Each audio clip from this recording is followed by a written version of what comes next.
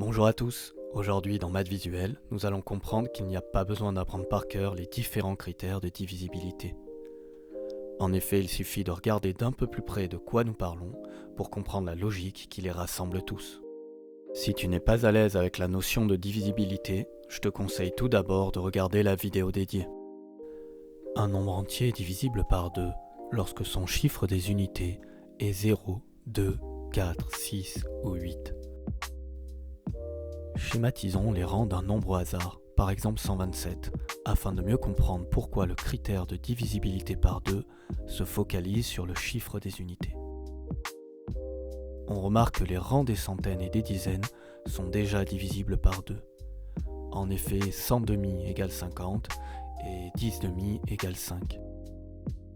Il ne reste plus qu'à s'assurer que l'on peut aussi diviser les unités en deux parts égales et entières. Pour 127, ce n'est clairement pas le cas, il demeure un reste de 1. 127 égale 2 fois 63 plus 1. Appliquons le même raisonnement au nombre 134. Les centaines et les dizaines étant déjà divisibles par 2, il ne reste plus qu'à vérifier si c'est aussi le cas des unités. Pour 134, on peut facilement regrouper les 4 unités en paquets de 2. Tous les rangs de 134 ont été partagés en paquets égaux de 2. 134 est donc bien divisible par 2. Remarquons que tous les rangs plus élevés, par exemple celui des unités de 1000, seraient eux aussi divisibles par 2, puisqu'ils sont tous composés de centaines, elles-mêmes divisibles par 2. Pour résumer, pour s'assurer qu'un nombre soit bien divisible par 2, il suffit de vérifier que ces unités soient divisibles par 2, puisque tous les rangs d'un nombre, sauf les unités, sont déjà divisibles par 2. Faisons maintenant le lien avec le critère de divisibilité par 4. Celui-ci nous dit qu'un nombre est divisible par 4 lorsque le nombre formé par ces deux derniers chiffres est divisible par 4. Ainsi, 216 serait divisible par 4, puisque 16 est divisible par 4, alors que 123 ne le serait pas, puisque 23 n'est pas divisible par 4.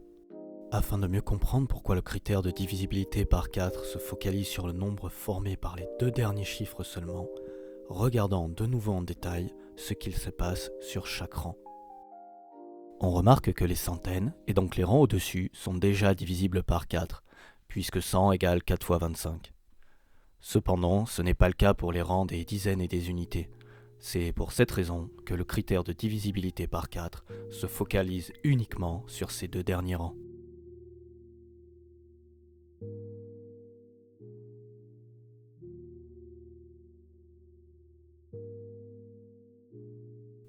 Pour 216, les restes des dizaines ainsi que les unités peuvent être regroupés en paquets de 4.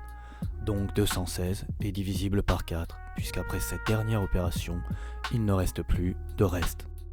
Ainsi, le critère de divisibilité par 4 se focalise sur les rangs des dizaines et des unités.